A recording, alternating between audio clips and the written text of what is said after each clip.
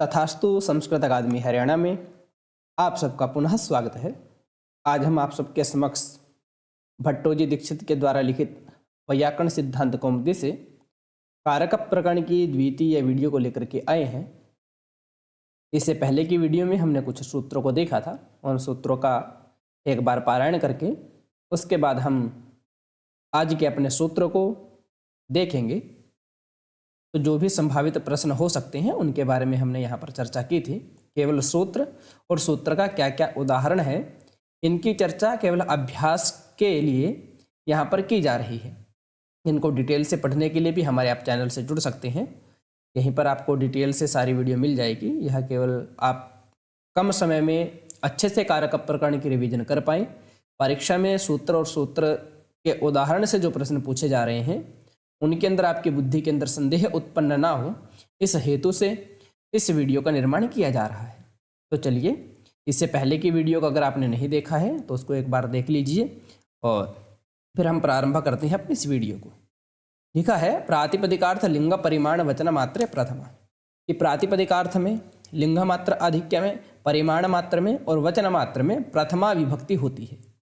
अब इनके उदाहरण में हमने प्रातिपदिकार्थ मात्र में ये 5 उदाहरण देखे थे। उच्चैः नीचैः कृष्णाः सृज्यानम। इनमें भी 2 भाग बनाए थे अलिंग प्रातिपदिकार्थ मात्र, जिनका लिंग ही नहीं है, अव्यय जो है वह भी प्रातिपदिकार्थ मात्र के उदाहरण होते हैं।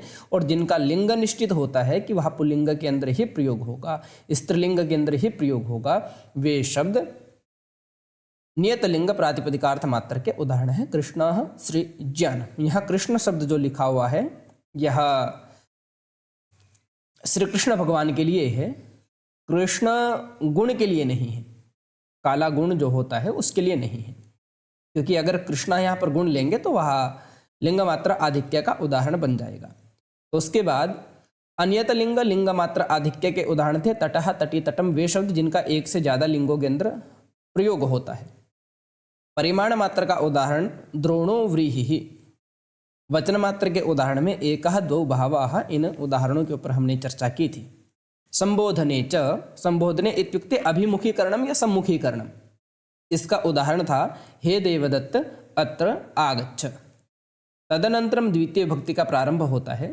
द्वितीय विभक्ति में 2 तरीके के सूत्र आते हैं।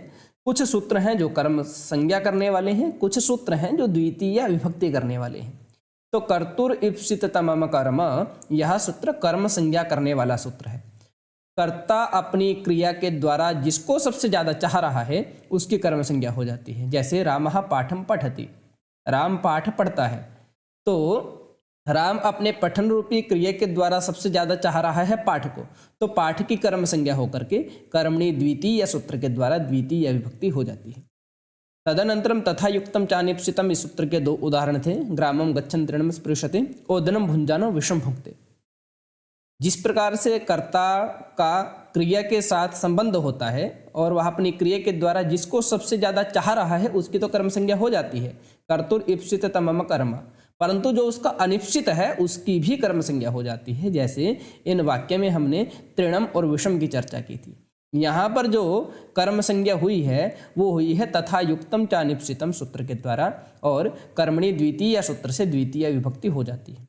इसके अंदर 2 कर्म और हैं, एक यहाँ पर है ग्रामम और यहाँ पर है ओदनम।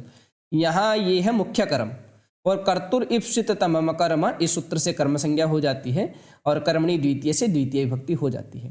क्योंकि जब परीक्षा पत्र में आता है तो आपको ये ध्यान देना है कि रेखांकित पद ग्रामम के नीचे है या तृणम के नीचे है। क्यों? क्योंकि हम ग्रामम गच्छन् तृणम स्पृशति को देखते ही तथा युक्तम चानिप्सितम की तरफ दौड़ते हैं। तो आपको प्रश्न को ध्यान से पढ़ना है, उसके बाद ही आंसर को देना है। उसके बाद आकथितम च, इस सूत्र के बारे में चर्चा की थी। दुह, इस धातु के प्रयोग में आपादान इत्यादि की आविवक्षा होने पर कर्म संज्ञा हो जाती है। गाम दोग्धि पयः। तदनंतरम याच बलिम याचते वसुधाम, ये जो डार्क ब्लैक कलर आपको दिखाई दे रहा है, यहीं पर आपादान इत्यादि की विवक्षा में आकथितम च सूत्र ने कर्म संज्ञा की है, क्योंकि इसके अंदर एक कर्म और है। जैसे पयः हो गया, यहाँ पर वसुधाम हो गया, यहाँ पर विनयम हो गया, यहाँ पर ओदनम हो गया, यहाँ पर शतम है, यहाँ पर गाम लिखा हुआ है, ये पंथानम है, ये फलानी है, ऐसे ये धर्मम है, यहाँ पर शतम है। तो ये जो है, कर्म है, यहाँ पर कर्तुर इप्सित तमम कर्म से ही कर्म संज्ञा होकर के कर्मणि द्वितीय से द्वितीय विभक्ति हुई है, ये बात ध्यान में रखनी है। आकथितम चा सूत्र भी कर्म संज्ञा करने वाला सूत्र है। उसके बाद पच का उदाहरण तंडुलान ओदनम पंचति, यहाँ पर कर्ण की अविवक्षा में कर्म संज्ञा हो गई। गर्गान शतम दंडयति व्रजम अवरुणद्धि गाम माणवकम पंथानम पृच्छते वृक्षम अवचिनोति फलानि माणवकम धर्मम भ्रूते शास्ति वा, इनके बारे में हमने चर्चा कर ली थी। तो यहाँ तक जो धातु हैं नि कृष्वहम नि हरि कृष्वह, ग्रामम अजाम नयति, ग्रामम अजाम हरते, ग्रामम अजाम कर्षते, ग्रामम अजाम वहते, इन धातुओं के योग में ये द्विकर्मक धातु कहलाती हैं। तो अपादान इत्यादि की आविवक्षा होने पर इनकी कर्म संज्ञा की जा सकती है, इतना अपने को ध्यान रखना है। उसके बाद हमने चर्चा की थी अर्थ निबंधनेयम संज्ञा, कि यह जो 16 धातुएं गिनी गई हैं इनको आपको क्रम से याद कर लेना है, और इन धातुओं के अर्थ वाली जो अन्य धातुएं हैं उनके योग में भी अकथितम चा सूत्र के द्वारा कर्म संज्ञा हो जाती है। उसके बाद एक सूत्र हमने देखा था अकर्मक धातु भीर योगे देशः कालो भावो गंतव्यध्वा च कर्म संज्ञक इति वाच्यम, कि आकर्मक धातुएं हो। आकर्मक धातुओं का भी आपको ये ध्यान रखना है कि रामः पाठम पठति, राम पाठ पढ़ता है, तो इसके अंदर कर्म है तो यह अकर्मक है, हाँ सकर्मक है। और अगर इसके अंदर कर्म नहीं हुआ, हमने इतना कहा कि रामः पठति, तो यह धातु भी आकर्मक हो जाती है। अगर धातु के वाक्य में अगर कर्म जुड़ा हुआ है तभी वह सकर्मक है, नहीं तो वह आकर्मक धातु ही कहलाएगी। तो आकर्मक धातु भी योगे, आकर्मक धातुओं के योग में कोई देशवाची शब्द आ जाए जैसे कुरुन स्वपीति, तो उसकी भी अपादान इत्यादि की आविवक्षा में कर्म संज्ञा हो जाती है। यहाँ पर कुरुषु स्वपीति ऐसा होना चाहिए था, और कुरुषु स्वपीति भी बनता है, कुरुन स्वपीति भी बनता है, दोनों ठीक है। आकर्मक धातु का योग जब किसी कालवाची शब्द के साथ हो तो मासम आस्ते, भाववाची शब्द के साथ हो तो गोदोहम आस्ते, गंतव्यध्वा के साथ हो तो क्रोशम आस्ते। इस तरीके से हमने उदाहरणों की चर्चा की थी, इतना आप सबको स्पष्ट हो गया होगा। तो अब हम आगे के सूत्र को अपने प्रारंभ करते हैं, जिस सूत्र पर हमने पिछली वीडियो में छोड़ा था। लिखा है कि गति बुद्धि प्रत्यावसानार्थ शब्द कर्म अकर्मकाणम अणि कर्ता सणव। अब इसको समझने से पहले आपको अणि और नव के बारे में समझना चाहिए। अणि जो है इसको कहा जाता है अण्यंत अवस्था, जिसके अंदर ण्यत प्रत्यय जुड़ा हुआ है, अण्यंत अवस्था। जैसे ण्यंत प्रत्यय नहीं जुड़ा हुआ, जैसे पठति, गच्छति, और एक होती है ण्यंत अवस्था जिसके अंदर नीच प्रत्यय जुड़ा होता है, जैसे पाठयति, पठति पाठयति, गच्छति गमयति। पठति पढ़ता है, पाठयति पढ़वाता है, गच्छति जाता है, गमयति भेजता है। ऐसे ही ददाति देता है, दापयति दिलवाता है। तो यह जो धातुएं होती हैं पाठयति, गमयति, नाययति, हारयति, इन सब के अंदर निच प्रत्यय जुड़ा हुआ होता है प्रेरित करने वाले अर्थ में। और जो सामान्य है पठति गच्छति, जो प्रेरित करने वाला नहीं है, वे होती है अण्यंत अवस्था की धातुएं। तो अब इसने क्या कहा कि गत्यर्थक धातुएं हों, कोई गति वाली हों, बुद्ध्यर्थक धातुएं हों, प्रत्यावसानार्थ यह पूछा जा सकता है। प्रत्यावसानार्थ का अर्थ होता है भोजन करना, खाना। शब्द कर्मक कोई धातुएं हैं और आकर्मक धातुएं हैं। इन सभी धातुओं में, गत्यर्थक धातुओं में, बुद्ध्यर्थक धातुओं में, प्रत्यावसानार्थक धातुओं में, शब्द कर्मक धातुओं में और आकर्मक धातुओं में अणि कर्ता, अण्यंत अवस्था का जो करता है उसको नौ कर्म स्यात्, अण्यंत अवस्था के अंदर उसकी कर्म संज्ञा हो जाती है। जैसे ये लिखा हुआ है कि शत्रवः स्वर्गम आगच्छन्। आगच्छन् एक गत्यर्थक धातु है कि शत्रु स्वर्ग में जाते हैं। तो अणि अण्यंत अवस्था का जो करता है, अण्यंत, यहाँ पर गच्छति एक अण्यंत धातु है, नीच प्रत्यय जुड़ा हुआ नहीं है। तो अण्यंत अवस्था का जो करता है, कर्ता कौन है? शत्रवः। तो उसको अण्यंत अवस्था के अंदर कर्म कर दिया जाएगा। यानी इस धातु को आप जैसे ही चेंज करोगे, यानी आगमयत, आगमयत ने भिजवाया या भेजने के लिए प्रेरित किया, तो जो अण्यंत अवस्था का जो करता है शत्रवः, उसको अण्यंत अवस्था के अंदर आपको कर्म बना देना है। शत्रवः क्योंकि बहुवचन में, तो ये भी बहुवचन में बन गया शत्रुन। स्वर्गम अगमयत, शत्रुओं को स्वर्ग में भिजवाया। किसने? हरि ने। उसके बाद वस्तुतः एक श्लोक है ये संपूर्ण का संपूर्ण, आप व्याकरण सिद्धांत कौमुदी में देखोगे, शत्रुन अगमयत स्वर्गम वेदार्थम स्वान वेदयत आशयच्चामृतम देवान वेदम अध्यापयत विधि। इस श्लोक को इसी तरीके से याद कर लेना है। उसके बाद स्वे वेदार्थम अविदुहु, अपने लोगों ने वेदार्थ को जाना। तो अविदुहु एक अण्यंत अवस्था की क्रिया है। इसको अगर आप अण्यंत अवस्था के अंदर जोड़ोगे तो क्या बनेगा? अवेदयत, वेदयति अवेदयत, लंग लकार एक वचन, वेदार्थम अवेदयत, वेदार्थ को जानने के लिए प्रेरित किया। किसने किया? स्वे, अपने लोगों ने। तो यह अण्यंत अवस्था का कर्ता था। स्वः, स्वौ, स्वे, जैसे सर्वः सर्वौ सर्वे ऐसा बनता है। तो स्वे का बहुवचन क्या बनेगा? स्वान, प्रथम द्वितीय विभक्ति का बहुवचन। तो स्वान वेदार्थम आवेति। तो आपको पूछ लिया जा सकता है कि गत्यर्थ का उदाहरण क्या है, तो आप कहेंगे शत्रुन स्वर्गम आगमयत। बुद्ध्यर्थक का, ये बुद्ध्यर्थ का उदाहरण है कि जाना, ये जानने के लिए प्रेरित किया। तो इसके अंदर भी जानने के लिए प्रेरित किया। आपको इस बात का ध्यान रखना चाहिए कि ये बुद्ध्यर्थक धातु है। तो बुद्ध्यर्थक धातुओं के योग में भी अण्यंत अवस्था का जो करता है उसको अण्यंत अवस्था के अंदर कर्म कर दिया जाता है। यह सामान्य है। जब हम डिटेल से इसको पढ़ेंगे तो एक एक विषय पर हम अच्छे से चर्चा करेंगे। तो स्वान वेदार्थम आवेदयत। उसके बाद प्रत्यावसानार्थक, प्रत्यावसानार्थक के अंदर क्या बनेगा? यानी खाने अर्थ वाली है।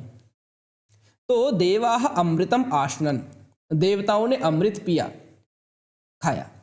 तो प्रत्यावसानार्थ का मतलब होता है गले से नीचे जो कुछ भी उतर रहा वह सब खाने की श्रेणी के अंदर ही आता है। देवाः अमृतम आसनन, देवताओं ने अमृत पिया या देवताओं ने अमृत खाया।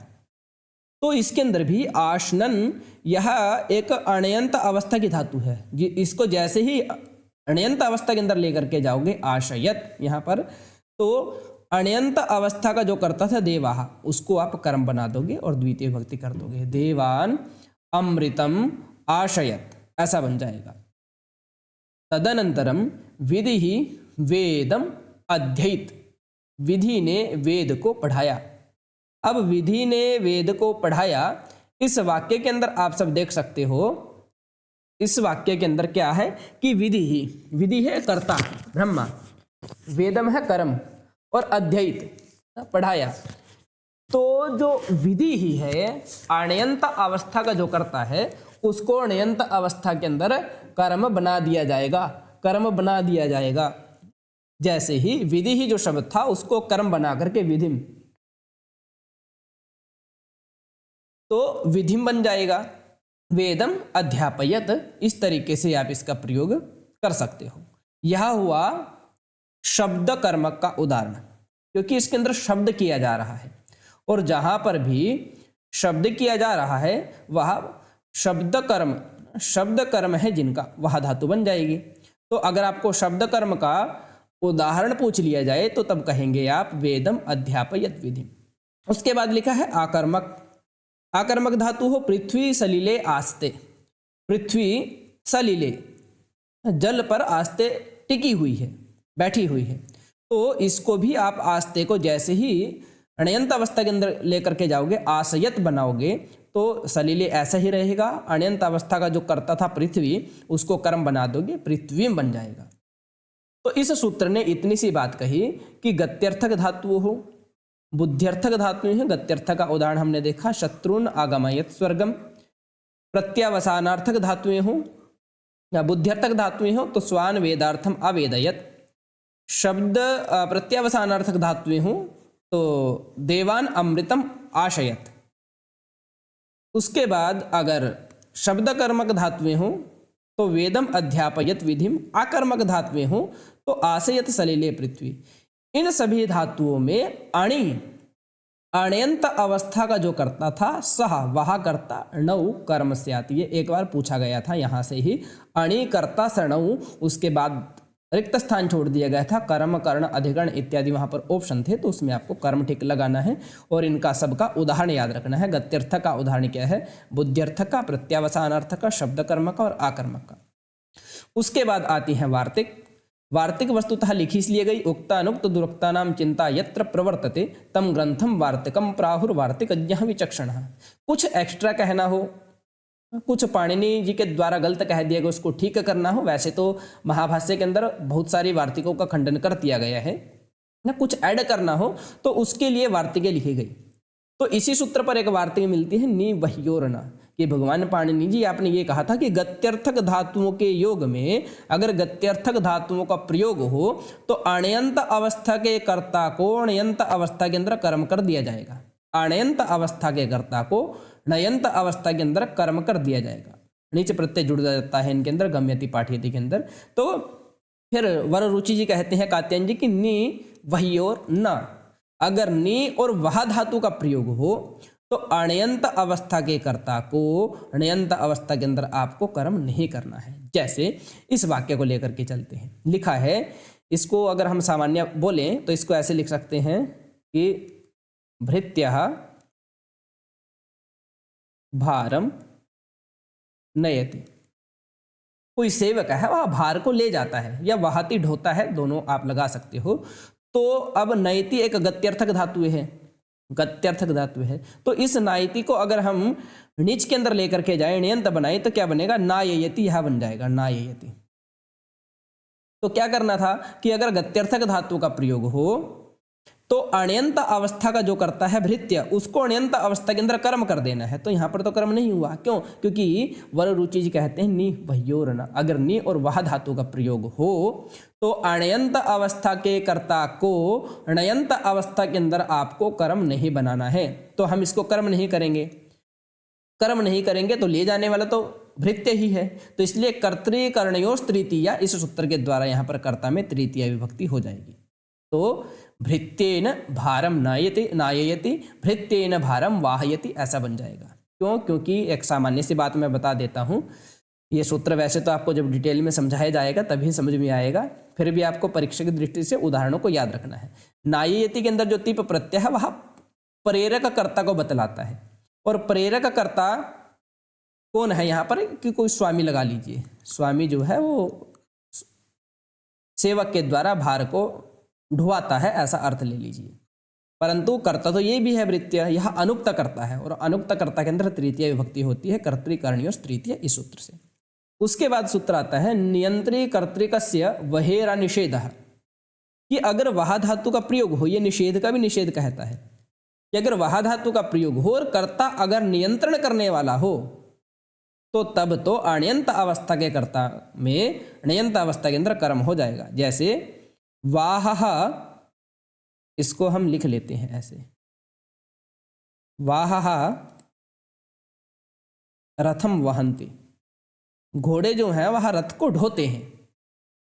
तो अब इस वहन्ति धातु को हमने नीच के अंदर लेकर के गए, बन गया वाहयति, और वाहयति जैसे ही हमने इसको बनाया तो अण्यंत अवस्था का कर्ता कौन था, वाहः, तो इस वाह के अंदर ही द्वितीय भक्ति लग करके कर्म संज्ञा होकर के द्वितीय भक्ति लग जाती है, बन जाता है वाहन रथम सुतः। अब आप कहेंगे अब पहले तो नि वह्योर ना सूत्र ने निषेध किया था कि वह धातु में कर्म नहीं करना है, तो यहाँ पर क्यों किया, क्योंकि यहाँ पर जो करता है, कर्ता कौन है, सुतः। वह सारथी जब उस रथ को प्रेरित करेगा, उस घोड़ों को प्रेरित करेगा, रथ को नहीं घोड़ों को प्रेरित करेगा, तभी जाकर के वह अपने गंतव्य मार्ग पर पहुंच सकता है। यानी यहाँ से अगर दिल्ली जाना है कुरुक्षेत्र से, तो उसका अर्थ ये है कि उन घोड़ों को प्रेरित करना पड़ेगा। तो अगर कर्ता नियंत्री कर्त्री हो, नियंत्रण करने वाला हो, तो वहां पर वही अनिषेध, वह धातु को निषेध कहना चाहिए। इत्युक्ते कि अण्यंत अवस्था के कर्ता को अण्यंत अवस्था के अंदर आपको कर्म बना देना है। तो क्या बनेगा, वाहयति रथम वाहन सुतः। ये एग्जाम्पल आपको याद रखना है, किसका है, नियंत्री कर्तृकस्य वहेर अनिषेधः। उसके बाद बिल्कुल आसान सा सूत्र है, आदि खाद्योर न। अभी बात हुई थी कि प्रत्यावसानार्थक, कि खाने वाले अर्थ में जो धातुएं हैं उनके योग में भी अण्यंत अवस्था के कर्म, अण्यंत अवस्था के कर्ता में अण्यंत अवस्था में उसको कर्म कर दिया जाएगा। परंतु आदि खाद्य और न, आदि धातु बनती है, आदि धातु से नीच प्रत्यय जोड़ करके बन जाता है आदि। तो आदि और खाद्य धातु का प्रयोग हो, आदियति और खाद्यति का प्रयोग हो, तो इनके कर्ता में भी कर्म संज्ञा नहीं होगी। जैसे वटुहु अन्नम खादति, वटुहु अन्नम खादति। तो अब वटुहु अन्नम खादति ये खाद धातु है, अण्यंत अवस्था का वाक्य है, इसके अंदर वटु एक कर्ता है। तो इसको जैसे ही आप अण्यंत अवस्था के अंदर लेकर के जाओगे बनेगा खादयति, या अति लिखा हो तो आदियति बना दीजिए।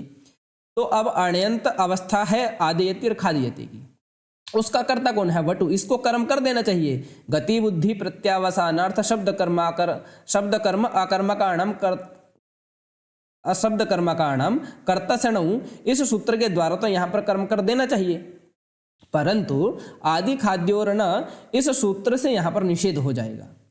निषेध हो जाएगा तो यहाँ अनुक्त कर्ता हुआ, और अनुक्त कर्ता के अंदर तृतीय विभक्ति हो जाती है। आदियति खादियति व अन्नम वटुना, इस तरीके से। उसके बाद लिखा है भिक्षेह अहिंसार्थस्य न, भिक्ष धातु का प्रयोग हो और अहिंसार्थ, हिंसा न हो रही हो तो न, तो भिक्षेह अहिंसार्थस्य न, भिक्ष धातु का प्रयोग हो और अहिंसा नहीं हो रही हो तो तब क्या करना है? तब आपको तब भी कर्म नहीं करना है।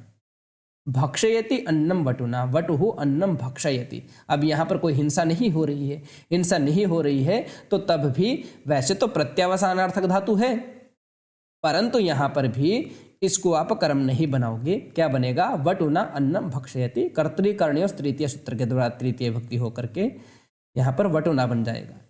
तो भक्षेह अहिंसार्थस्य न, ये सूत्र का उदाहरण क्या होगा? भक्षयति अन्नम वटुना, इस तरीके से। उसके बाद लिखा है जलपति प्रभृति नाम उपसंख्यानम, ये जितनी भी वार्तिकारी निषेध करने वाली है, क्योंकि पहले हमने कहा था गत्यर्थक धातु मिल जाए तो आपको अण्यंत अवस्था के अंदर कर्ता को कर्म बना देना है। तो फिर कहा नी भई और ना, नहीं बनाना है नी और वह धातु में। फिर कहा प्रत्यावसानार्थक धातु में हूं तो अण्यंत अवस्था के कर्ता को अण्यंत अवस्था के अंदर कर्म बना देना है। तो फिर आदि खाद्य और ना ने कहा नहीं बनाना है आदि और खाद्य धातु में। भिक्ष धातु अगर अहिंसार्थक हो तो न करना है, कर्म नहीं बनाना है। जलपति प्रभृति नाम उपसंख्यानम, जलपयति या भाष्यति शब्द कर्मक धातुओं में भी आपको इनकी गणना कर लेनी है। जलपति प्रवृत्ति नाम उपसंख्यानम, इनके योग में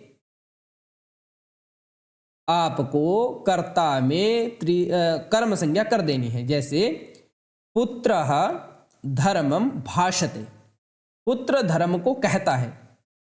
अब भाषते के स्थान पर क्या बना दिया? भाषयति। तो भाष्यति जैसे बनाया, उसका जो अण्यंत अवस्था का जो कर्ता था पुत्र, उसको कर्म बना दीजिए। इसलिए लिखा कि जो सूत्र आपने कहा है गति बुद्धि प्रत्यावसानार्थक, जो सूत्र आपने संपूर्ण कहा है उसके अंदर जलपति प्रभृति नाम उपसंख्यानम, जलपति इत्यादि धातुओं का भी परिगणन कर लेना चाहिए। तो यहाँ पर बन जाएगा, यहाँ पर कर्म हो जाएगा। दृश्यश्च दृश्य धातु का प्रयोग हो तो दर्शयति हरिम भक्तान, भक्तः हरिम पश्यति, भक्तान हरिम दर्शयति, ऐसा बन जाएगा। शब्दायतेर्न, शब्दाययति देवदत्तेन, शब्दायते इस धातु का प्रयोग हो, नाम धातु का प्रयोग हो तो तब भी, क्योंकि शब्द कर्मक तो धातु है, शब्दाययति, शब्दायते शब्दाययति, शब्द करता है शब्द करवाता है, तो धातु तो है परंतु न कर्म के कर्ता के अंदर कर्म आपको नहीं करना है। देवदत्तेन ऐसा रहेगा। उसके बाद हरि क्रोरन्यतरस्याम, यह सूत्र बहुत बार पूछा गया है। हरि और क्री धातु को अन्यतरस्याम विकल्प से कर्ता को कर्म हो जाएगा। जैसे एक वाक्य था कि भृत्यः कटम करोति, भृत्यः कटम करोति। अब करोति को अण्यंत के अंदर आप लेकर के जाओगे बन जाएगा कार्यति, या हरति के स्थान पर हार्यति बन जाएगा। तो इसका प्रयोग हो तो इसका कर्ता कौन था? भृत्यः। इसको अन्यतरस्याम विकल्प से कर्म हो जाएगा। एक बार भृत्यम बन जाएगा, जहां पर कर्म नहीं होगा अनुक्त कर्ता में तृतीय विभक्ति आ जाएगी, भृत्येन बन जाएगा। हार्यति कार्यति व भृत्यम, भृत्येन व कटम, इस तरीके से। उसके बाद अभिवादी दृशोर आत्मनेपदे वेति वाच्यम, कि अभिउपसर्ग पूर्वक वद धातु हो, वादी हो, निज प्रत्यय से युक्त और आत्मनेपद की होनी चाहिए, या दृश्य धातु हो आत्मनेपद की। दर्शयति ऐसा भी चलता है और दर्शयति ऐसा भी चलता है। यहाँ पर दर्शयति का प्रयोग था, तब तो कर्ता में कर्म होगा ही, परंतु अगर दर्शयते ऐसा मिल जाए तो विकल्प से होता है। अभिवादयते दर्शयते देवम भक्तम भक्तेन, भक्तः देवम पश्यति, भक्त देवता को देखता है। तो भक्तः जो करता था उसमें विकल्प से कर्म हो जाता है, भक्तम भी बन जाता है, भक्तेन भी बन जाता है। तो इतना हमने इस वीडियो के अंदर जाना, क्योंकि ये ज़्यादा क्लिष्ट विषय था। उसके बाद तो बिल्कुल सरल विषय चलने वाला है, उसके विषय में हम अगली वीडियो में चर्चा करेंगे और कोशिश रहेगी हम द्वितीय विभक्ति को संपूर्ण को ख़त्म कर दें। तो यहाँ तक अगर आपको किसी का कुछ डाउट है तो आप सब कमेंट करके पूछ सकते हैं, आपकी समस्या का निराकरण कर दिया जाएगा। मिलते हैं एक नई वीडियो के साथ।